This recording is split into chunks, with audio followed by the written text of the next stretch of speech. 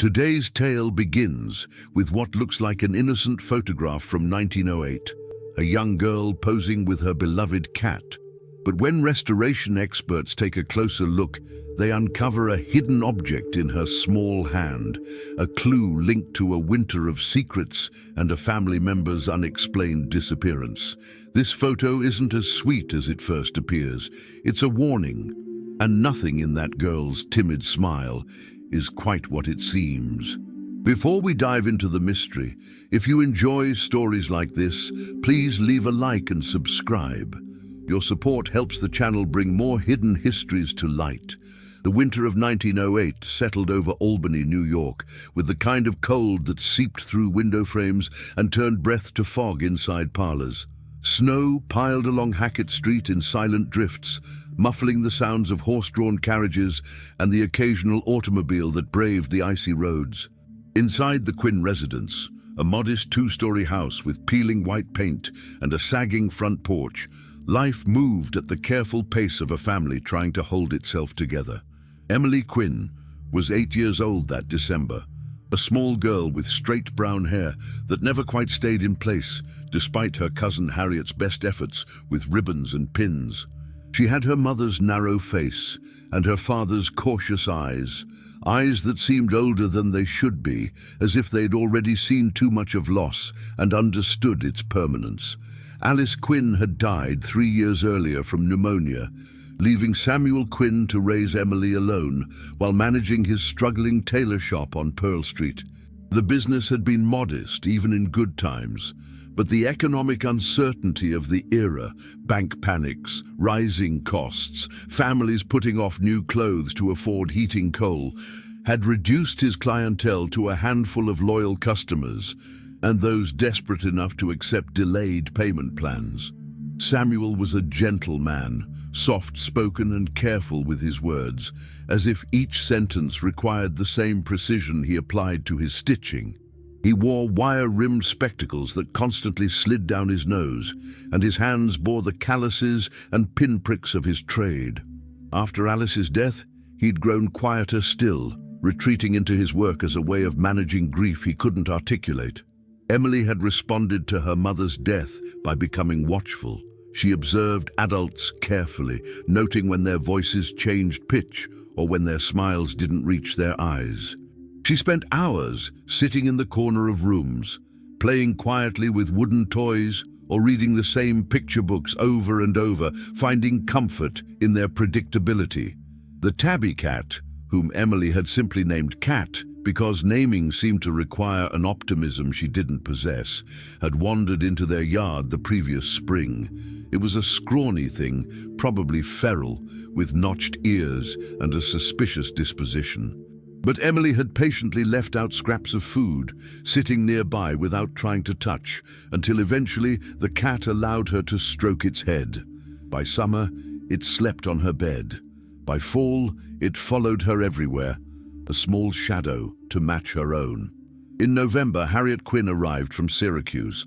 She was Samuel's niece, his late brother's only child, and at 19 years old, she'd just lost both her parents to a house fire. The tragedy had left her with nothing, no home, no inheritance, only a small trunk of rescued belongings and the kind of hollow-eyed grief that made strangers look away. Samuel had welcomed her without hesitation. The Quinn house had empty rooms, and family was family, especially in times of loss. Harriet took the bedroom at the end of the upstairs hall, the one that still smelled faintly of Alice's lavender sachets.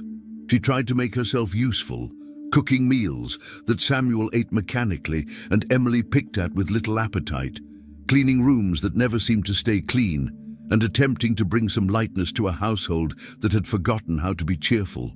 Emily wasn't sure what to make of Harriet at first. Her cousin was pretty in a delicate way, with auburn hair she wore in the Gibson girl style popular at the time, and a wardrobe of second-hand dresses she'd altered to fit properly.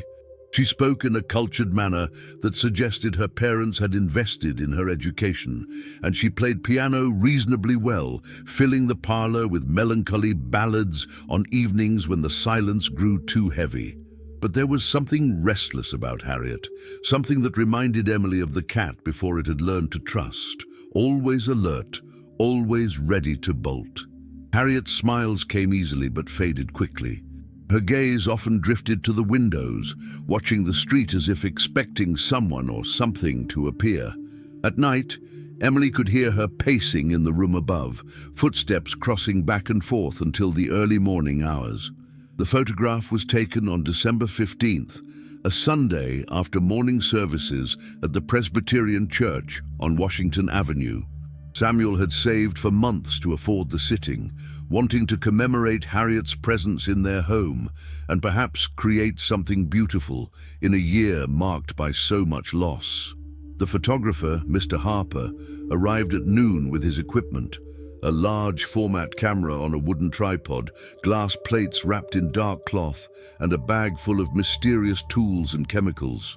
He was an older man with impressive mustaches and the professional demeanor of someone who'd spent decades capturing moments people wanted preserved forever. He arranged the scene carefully in the front parlor, positioning the velvet chair near the window, where afternoon light filtered through lace curtains. The room itself was modest but respectable.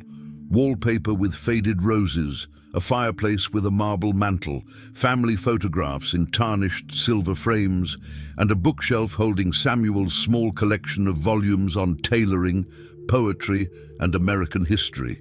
Harriet fussed over Emily's appearance, smoothing her dress, a dark wool garment with a white collar that Emily found scratchy and uncomfortable, and retying the ribbon in her hair. "You look beautiful, Em," Harriet said softly, though her own smile seemed strained. "Your mother would be so proud." Emily didn't respond. She'd learned that adults said these things because they didn't know what else to say, not because they were necessarily true or comforting. "Let's put the cat in your lap," Mr. Harper suggested. "Children and pets always make for charming portraits." Harriet scooped up Cat, who tolerated the handling with resigned patience, and settled the animal in Emily's arms. The cat immediately began purring, a low rumble that Emily found soothing. She stroked its head automatically, feeling its warmth against her chest. "Now just hold still," Mr. Harper instructed, disappearing behind the camera's black cloth. "Try to look pleasant but natural. Don't force a smile if it doesn't come easily. Authenticity is more important than false cheerfulness." Emily appreciated this. She wasn't good at false cheerfulness. She let her face settle into its natural expression, not quite smiling, not quite somber, just quietly present. Her right hand continued stroking Cat's head, while her left hand was clenched around something small and hard, hidden beneath Cat's body, and her own palm pressed against her thigh where the folds of her dress concealed it. The object was cold metal, cylindrical, with etched patterns she could feel beneath her fingertips.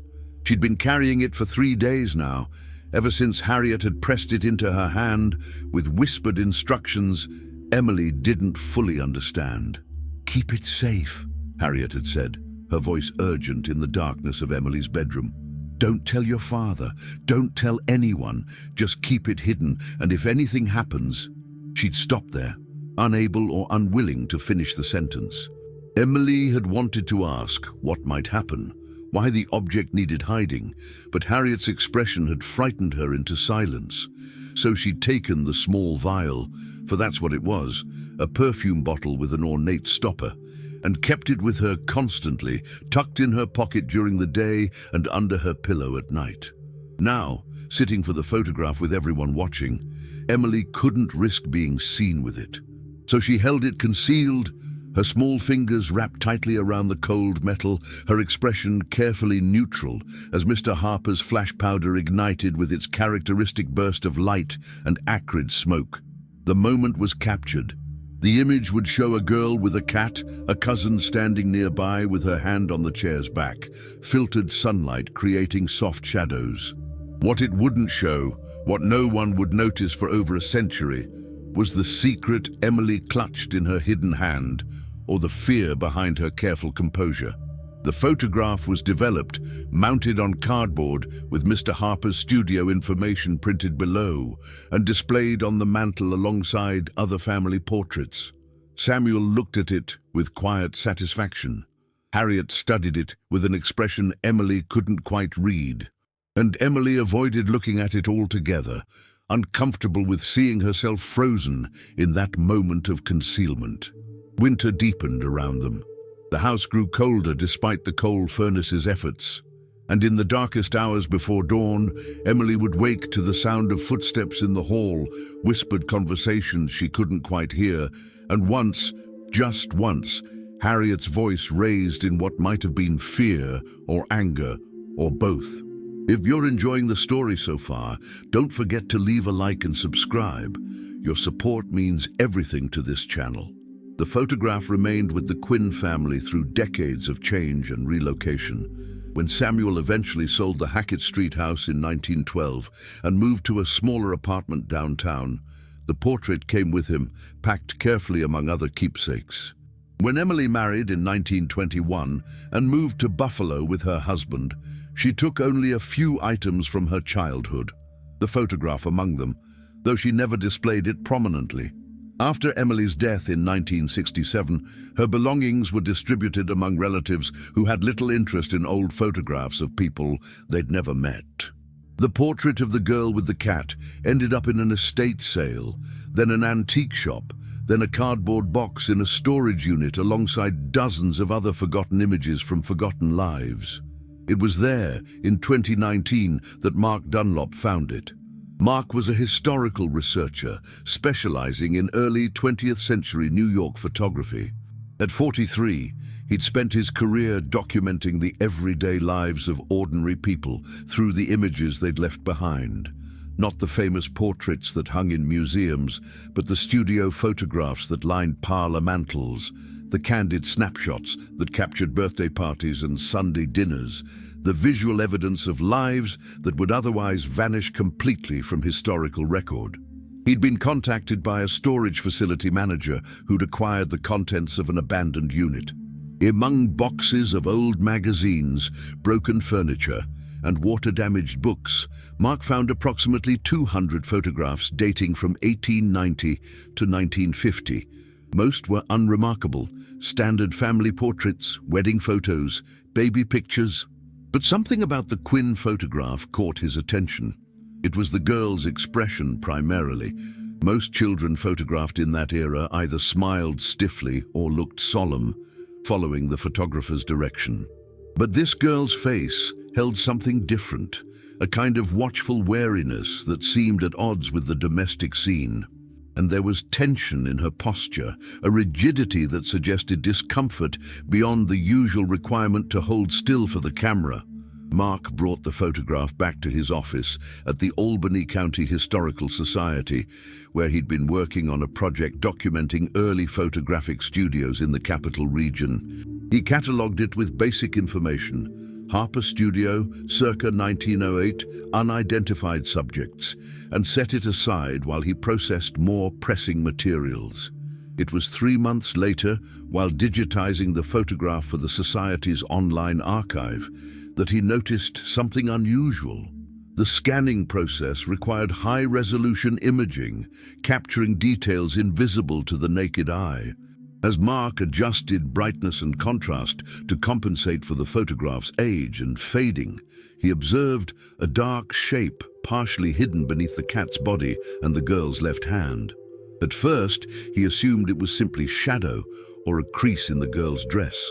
But as he zoomed in and applied various filters to enhance contrast, the shape began to resolve into something more distinct. An object the girl was clearly holding, concealed deliberately by her positioning and the cat's placement. Mark contacted Jennifer Wu, a photograph conservator who specialized in early 20th century imaging techniques. Jennifer had access to equipment that could analyze photographs at the microscopic level, revealing details that even high-resolution scanning might miss. When Jennifer examined the original photograph under magnification, she immediately confirmed Mark's observation.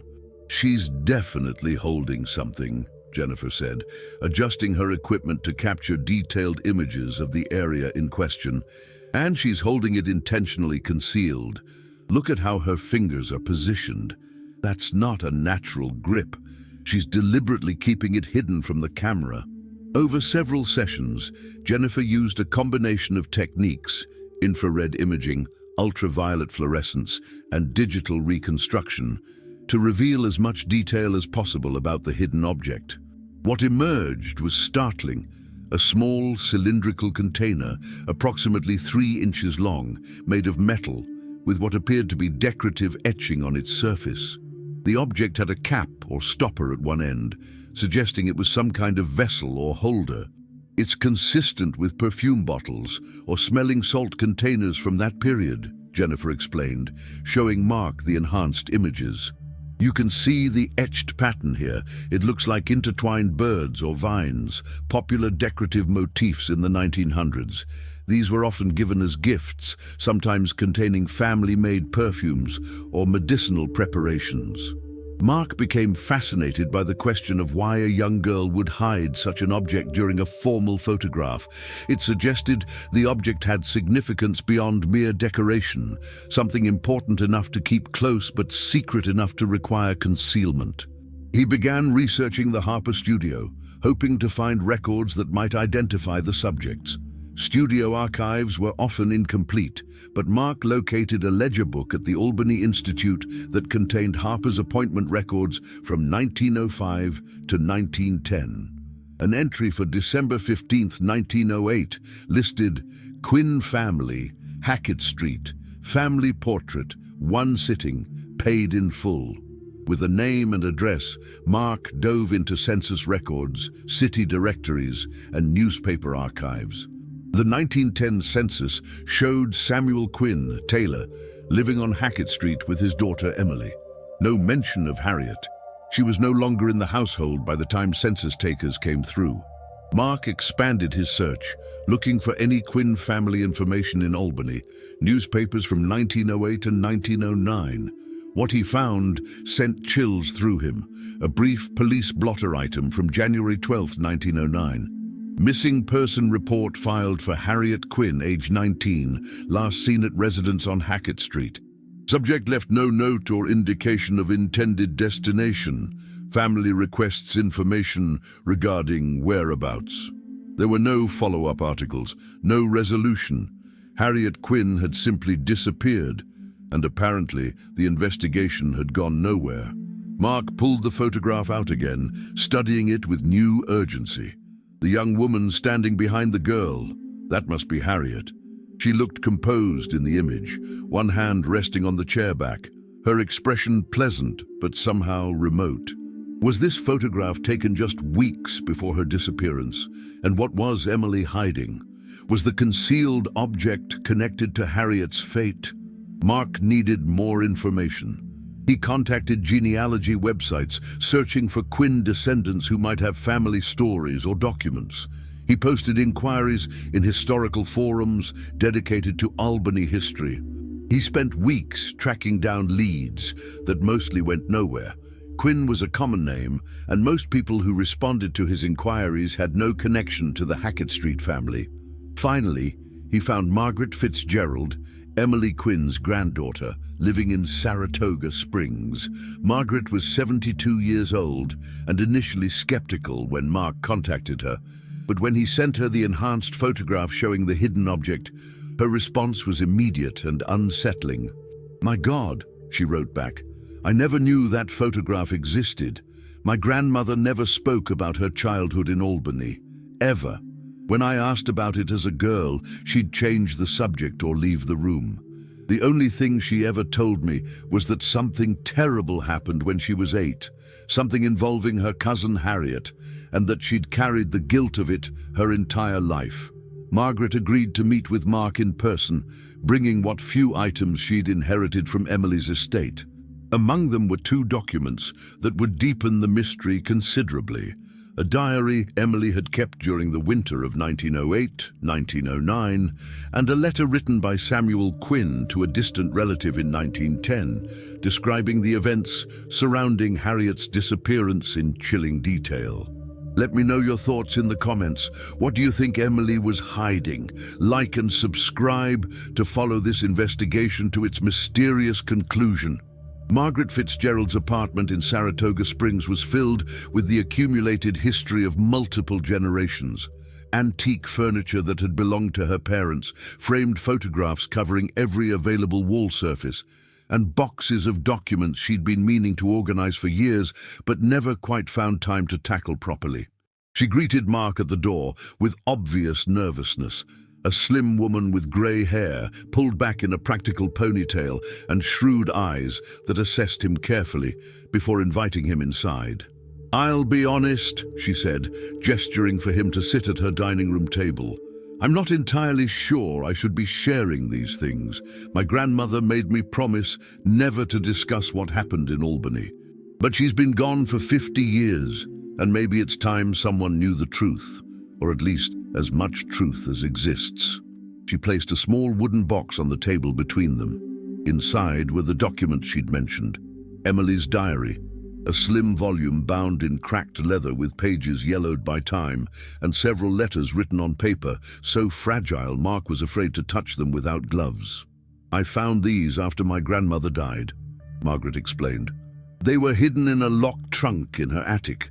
My mother didn't want to deal with them, said the past should stay buried, so I kept them. I've read them, of course. Couldn't help myself. They're disturbing, Mr. Dunlop.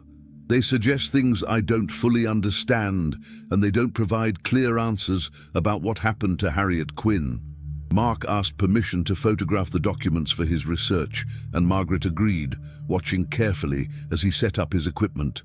He began with the diary, handling each page with the care it deserved. Emily's handwriting was childish, but surprisingly legible, the writing of someone who'd been taught proper penmanship and took pride in forming letters correctly. The diary began in November 1908, shortly after Harriet's arrival, and the early entries were mundane observations about daily life. The weather, what they'd eaten for dinner, small frustrations with schoolwork. But as December progressed, the tone shifted dramatically. Emily began recording strange occurrences in the house. Objects moved from where they'd been placed, unexplained sounds at night, and most disturbing, her growing conviction that something was wrong with Harriet. December 3rd, 1908. "Harriet cried at dinner again. Father pretends not to notice, but I see how his hands shake when he cuts his meat. Harriet talks in her sleep. I can hear her through the wall. She says names I don't recognize and asks questions to people who aren't there. Cat won't go near her room anymore. He arches his back and hisses when she walks past." December 8th, 1908. "Something moved in Harriet's room last night. I heard furniture scraping across the floor, and then a crash, like something breaking. This morning, Father asked her about it, but she said she'd knocked over the water pitcher by accident. But I saw her hands. They were scratched and bleeding, and she kept hiding them in her sleeves. She saw me looking and told me to mind my own business, but her voice was strange, higher than usual, like she was afraid of something." December 12th, 1908. "Harriet gave me her perfume bottle today. It's very pretty, with birds carved on the silver. She said it belonged to her mother and that I should keep it safe. She made me promise not to tell Father or let anyone else see it. She said if anything happened to her, I should hide it and never let anyone find it. I asked what might happen, but she wouldn't explain. She just hugged me very tight and said she was sorry for bringing trouble to our house." Mark read this entry 3 times, his pulse quickening. This was it, confirmation that the object Emily had hidden in the photograph was Harriet's perfume bottle, and that Harriet herself had asked Emily to conceal it. But why? What made this particular object so important that it required such secrecy? The diary entries for the days immediately following December 12th became increasingly fragmented and disturbing. December 16th, 1908. "We had our photograph taken yesterday. I kept Harriet's mother's bottle hidden in my hand. Nobody saw. Harriet looked at me during the sitting, and I think she knew I had it. She smiled, but it was a sad smile. After the photographer left, I heard her talking to Father in the kitchen. Their voices were low, but I heard her say something about leaving soon. Father sounded upset. He asked where she would go. She didn't answer. December 20th, 1908. Father came home early from the shop today. He and Harriet argued. I stayed in my room with Kat, but I could hear them through the floor. Harriet was crying and saying she'd ruined everything, that she should never have come here. Father's voice got very loud, which scared me because Father never yells. He said she owed him an explanation, that he deserved to know what was happening, but she wouldn't tell him. She ran upstairs to her room and locked the door. I heard her packing, drawers opening and closing, things being moved around. December 23rd, 1908. Harriet came to my room very late last night. I was asleep, but she woke me up. She sat on my bed and held my hand. She said she had to leave and that she was sorry for everything. She said the perfume bottle was very important and that I should never open it, never let anyone know I had it. She said if people asked about her, I should tell them I knew nothing. Then she kissed my forehead and left. I heard her footsteps going down the stairs. I heard the back door open. I heard voices outside, hers and someone else's, a man's voice I didn't recognize. They talked for a while, but I couldn't understand the words. Then everything went quiet. I looked out my window, but I couldn't see anything. Just snow falling in the darkness. This morning, Harriet's room was empty. All her things were gone. Father found a note on the kitchen table. He read it and then crumpled it up without showing me. His face looked grey. He's been sitting in his chair all day, not talking, not eating. I don't know what to do. The diary entries after December 23rd were sparse and increasingly disconnected. Emily wrote about the police coming to the house, about Father's angry denials that anything was wrong, about neighbors whispering when she walked past. She wrote about nightmares, dreams of Harriet standing in the snow, reaching toward the house but unable to come closer. She wrote about the perfume bottle, how she kept it hidden in different places, always afraid someone would find it and take it away. The final entry, dated January 15th, 1909, was perhaps the most chilling. I opened the perfume bottle today. I know Harriet told me not to, but I had to know what was inside. It wasn't perfume, it was ashes, grey ashes, very fine, like from burned paper. And underneath the ashes, folded very small, was a piece of paper with writing on it. I couldn't read all the words. Some were in a language I don't know, but I recognized one name, Margaret Whitmore. I don't know who that is. I put everything back and hid the bottle in a new place, under the loose floorboard in my room. I won't open it again. I'm too afraid. Mark sat back, his mind racing. Margaret Whitmore. That name was familiar from his earlier research, though he couldn't immediately place where he'd encountered it. Did you ever find the perfume bottle? He asked Margaret. Was it among your grandmother's belongings? She shook her head. Never. If she kept it all those years, she hid it well. Or maybe she finally got rid of it. I have no idea. Mark turned to the letters Samuel had written. There were 3 in total, all addressed to a cousin named Robert Quinn in Buffalo. The letters were dated between January and March of 1909, and they painted a picture of a man increasingly desperate and frightened. In the first letter, dated January 20th, 1909, Samuel described Harriet's disappearance in careful, almost legalistic language, as if trying to maintain control through precise description. She left no forwarding address, no explanation beyond a brief note stating that she could no longer remain in Albany and asking my forgiveness. The police investigated but found no evidence of foul play. Her belongings were gone, and several neighbors reported seeing her with an unfamiliar man in the days before her departure. The assumption is that she left willingly, perhaps eloping or fleeing some personal trouble she refused to discuss with me. But Robert, I cannot shake the feeling that something terrible has occurred. Harriet was frightened in the weeks before she disappeared. She spoke of old debts and past mistakes, but would elaborate no further. And Emily knows something she refuses to share. The child has become even more withdrawn, carrying some object with her constantly, hiding it when I approach. I fear what secrets my household has harbored. The second letter, dated February 14, 1909, revealed that Samuel had conducted his own investigation into Harriet's past, contacting people in Syracuse who had known her family. What he discovered deeply troubled him. I have learned disturbing information about my brother's widow, Margaret. It seems she was involved in matters of a questionable nature in the years before the fire, associating with individuals whose practices fell outside respectable society. There were rumors of seances, of communications with spirits, of objects imbued with supposed power. When the fire occurred, some in Syracuse whispered that it was no accident, that Margaret had been engaged in activities that brought misfortune upon her household. I dismissed these stories as superstitious nonsense, the cruel gossip of small-minded people seeking to add scandal to tragedy. But now I wonder if Harriet inherited more from her mother than grief. Did she bring something into my home? Some practice, some connection to her mother's activities that led to her disappearance? The third letter, dated March 8, 1909, was the most disturbing. Samuel's handwriting had deteriorated, becoming less controlled, the words sometimes running together as if written in great haste or emotional distress. Robert, I must confess something terrible. I have been searching the house systematically, trying to find whatever object Emily has hidden. Last night, while she slept, I discovered it beneath a loose floorboard in her room, a silver perfume bottle that belonged to Margaret, Harriet's mother.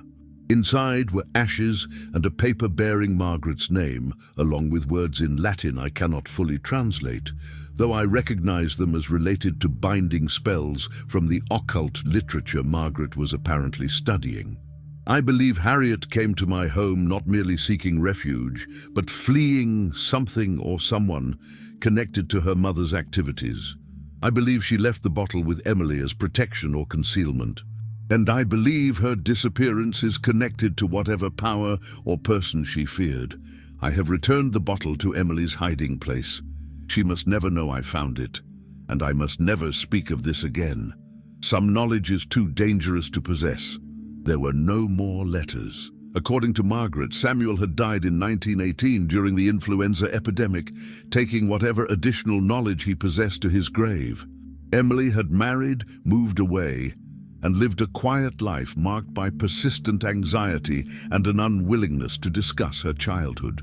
She had nightmares until the day she died, Margaret said quietly.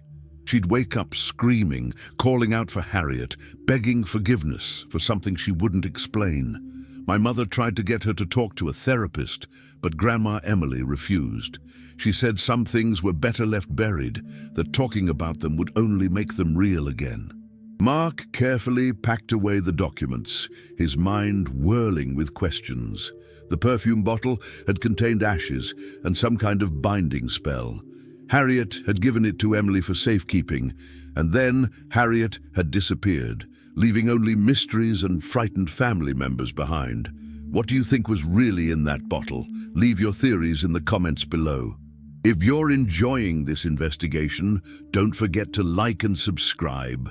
With Margaret's permission, Mark spent the following weeks conducting deeper research into the Whitmore family and their connection to the occult practices Samuel had mentioned in his letters. What he discovered painted a picture of a family caught between the respectable society they aspired to join and the darker spiritual practices that had apparently fascinated Margaret Whitmore. Syracuse, in the early 1900s, was, like many American cities, experiencing a fascination with spiritualism and occult practices. The movement had gained enormous popularity following the Civil War, when thousands of grieving families sought ways to contact deceased loved ones. By 1908, spiritualism had evolved beyond simple seances to incorporate elements of ceremonial magic, folk traditions, and what practitioners called practical occultism, the use of rituals and objects to influence events in the physical world. Mark found Margaret Whitmore's name mentioned in several historical documents from the Syracuse area. A notice in an 1895 spiritualist newspaper listed her as a member of the Syracuse Society for Psychical Research. A court record from 1897 showed her testifying as a character witness in a fraud case involving a medium accused of bilking elderly clients. Margaret had defended the medium's authenticity, though the jury disagreed. Most significantly, Mark discovered a detailed article in a Syracuse newspaper from March 1903 that discussed Margaret's involvement in what the article called ceremonial workings of a questionable nature. According to the report, police had been called to the Whitmore residence following complaints from neighbors about strange sounds and lights. When officers arrived, they found Margaret and several associates conducting what they described as a ritual involving candles, incense, and invocations in foreign tongues. No charges were filed. Such activities weren't technically illegal, but the publicity had damaged the Whitmore family's reputation considerably. Margaret's husband, Henry, worked as a bank clerk and was apparently humiliated by his wife's public association with occultism. The newspaper article hinted at marital discord and suggested that Henry had tried unsuccessfully to convince Margaret to abandon her spiritual pursuits. Harriet would have been about 13 when this incident occurred. Mark wondered what effect growing up in such a household had on her, watching her mother's obsession with the occult, experiencing the social stigma that came with being the spiritualist's daughter, witnessing whatever private rituals or practices Margaret conducted within their home. The fire that killed Margaret and Henry Whitmore occurred on October 17, 1908, just weeks before Harriet arrived in Albany. The official investigation determined the cause to be an overturned lamp in Margaret's private study, the room where she kept her occult library and conducted her rituals. The fire had spread rapidly, trapping both parents in the upper floor, while Harriet was fortunately visiting a friend's house.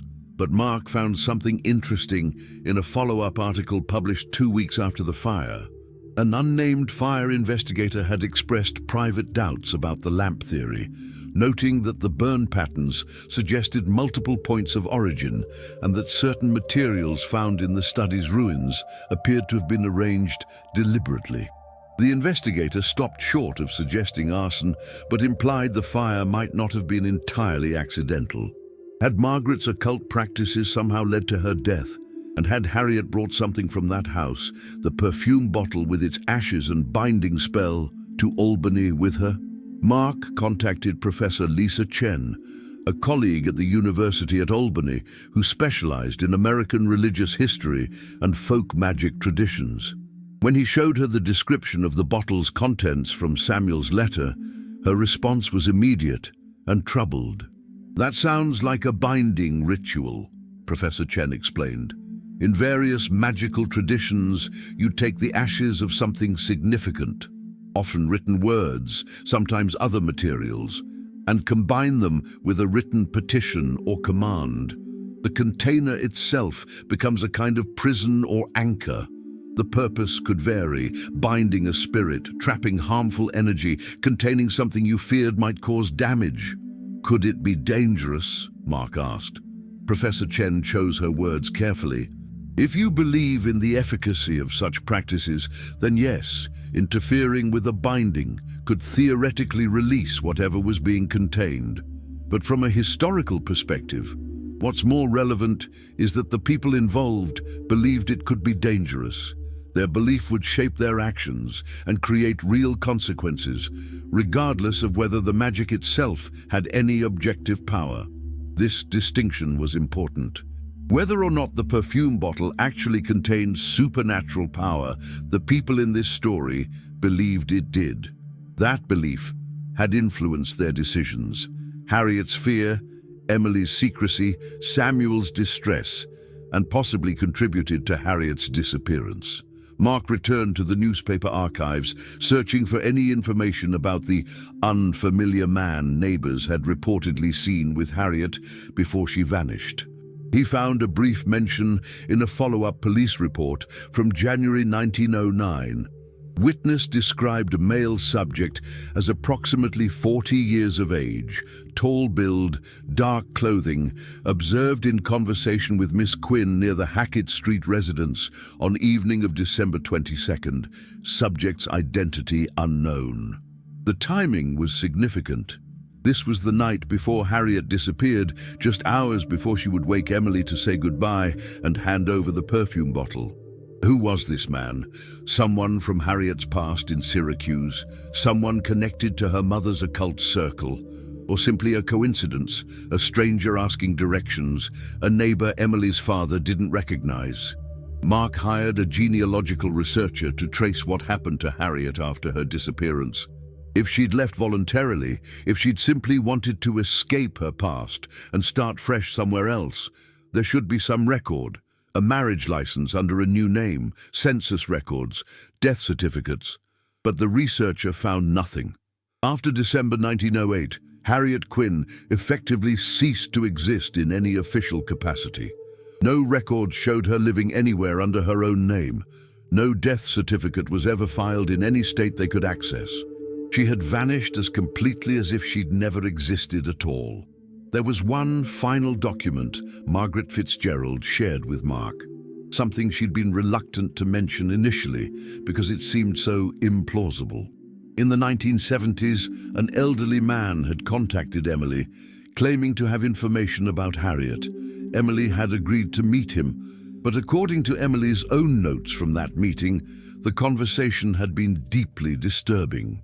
The man, who identified himself only as a friend of your cousin's, told Emily that Harriet had not left Albany willingly. He claimed she'd been taken by people who wanted what she'd stolen from her mother, the ashes in the perfume bottle. According to this man, those ashes represented something of great value to Margaret's former associates in the occult community, and Harriet had taken them to prevent them from being used for their intended purpose. "She saved you all," the man had reportedly told Emily. "By keeping that bottle hidden, by making herself the target instead of letting them search your father's house, she protected you and your father from people who would have torn the place apart to find it. She sacrificed herself so you could live safely." Emily had asked what happened to Harriet. The man had simply said, "She made a bargain and she kept it. That's all anyone can do." Emily had written in her notes, "I don't know if I believe him. He could be a madman or a cruel hoaxer, but if he's telling the truth, then Harriet didn't abandon us. She saved us. And I've spent my entire life feeling guilty for not protecting her when she was actually protecting me. I don't know which thought is worse." Mark sat in his office late one evening, surrounded by documents and photographs, trying to make sense of a story that refused to resolve into simple explanation. A girl held a mysterious object during a family photograph. Her cousin disappeared weeks later. The object was connected to occult practices, binding rituals, and a mother who died in a suspicious fire. But what actually happened? Did Harriet flee from people pursuing her for what she'd taken from her mother's house? Was she taken by force? Did she make some kind of bargain or sacrifice to protect her family? Or was the entire occult angle merely elaborate mythology built around a simpler tragedy? A young woman traumatized by her parents' death who simply ran away to escape her grief and never looked back. The photograph offered no answers. Emily's expression remained watchfully neutral, her hand concealing its secret, the moment frozen forever in silver nitrate and chemical emulsion. Behind her and Harriet, in the background shadows Mark had enhanced and analyzed countless times, that strange, blurred silhouette remained, probably just a trick of light, probably just shadow and coincidence. Probably. What's your theory about what really happened that winter? Drop a comment below with your thoughts. And if you're hooked on this mystery, make sure to like and subscribe. Mark Dunlop's investigation into the Quinn family photograph ultimately raised more questions than it answered. The documentary evidence, Emily's diary, Samuel's letters, newspaper articles, and historical records confirmed certain facts. Harriet Quinn disappeared in December 1908 under mysterious circumstances. She'd been involved with occult materials inherited from her mother, and young Emily had concealed an object connected to these events. But the central questions remained unanswered. What exactly was in that perfume bottle? Did Harriet leave voluntarily, or was she taken? Who was the man seen talking to her the night before she disappeared? And most frustratingly, what happened to the bottle itself? Did Emily keep it her entire life? Did she destroy it, or did it pass to someone else? Mark spent months trying to locate the bottle, contacting every Quinn and Fitzgerald descendant he could find, even hiring an estate liquidator to search Emily's last known residence in Buffalo. Nothing turned up. If the bottle still existed, it was hidden or lost or destroyed beyond recovery.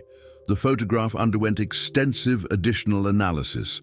Mark brought in experts from multiple disciplines, photo historians, forensic imaging specialists, even a paranormal investigator suggested by a colleague, though Mark remained skeptical of that particular approach.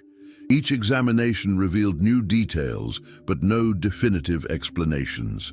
One forensic specialist noted that Emily's pupils showed signs of stress, dilated in a way inconsistent with the lighting conditions, suggesting she was frightened or anxious during the sitting. Another observed that Harriet's hand positioning on the chair, while appearing natural at first glance, actually showed subtle tension in her knuckles, as if she was gripping the wood tightly. And that shadow in the background, the blurred silhouette that had intrigued Mark from the beginning, remained frustratingly ambiguous. Enhancement revealed it had rough human proportions, height and width consistent with a person standing several feet behind the chair, but it could equally be explained as a coat hanging on a wall hook or a combination of furniture and shadows creating a pareidolia effect. The human brain is designed to see patterns, especially human faces and forms, one imaging expert explained to Mark. When we look at ambiguous data, shadows, clouds, static, we instinctively try to resolve it into familiar shapes. This doesn't mean the shape isn't there, but it does mean we should be cautious about over-interpreting what we see. Yet Mark couldn't shake the feeling that something significant had been captured in that photograph beyond the obvious subjects. The image had a weight to it, an atmosphere that transcended mere technical analysis. Everyone who spent time studying it commented on this, a sense of tension, of secrets held barely in check, of a moment that contained more than it revealed. The story attracted significant media attention once Mark published his findings. Local news stations ran features on the mysterious 1908 photograph. Internet communities dedicated to historical mysteries and unsolved disappearances picked up the story, generating thousands of comments and theories. Some people were convinced Harriet had been murdered by cult members seeking the ashes in her bottle. Others believed she'd staged her own disappearance to escape obligations or threats. A few suggested supernatural explanations, that Harriet herself had become trapped in some kind of binding spell, or that the figure in the photograph's background was a spirit or entity somehow connected to the events. Several amateur investigators tried to locate Harriet's grave, reasoning that if she died shortly after leaving Albany, there should be a burial record somewhere. These searches proved fruitless. No Jane Doe burials from early 1909 matched Harriet's description in any nearby jurisdiction. If she'd died and been buried under a false name, the trail had gone completely cold. One lead briefly seemed promising. A woman contacted Mark, claiming her great-grandmother had known Harriet in Syracuse and might have information about her fate. But when Mark followed up, the woman's story fell apart. She'd confused dates and names, mixing up several different people, and eventually admitted she'd been mistaken about the connection. Mark returned to Emily's diary repeatedly, reading and rereading the entries, searching for details he might have missed. One passage in particular haunted him, Emily's description of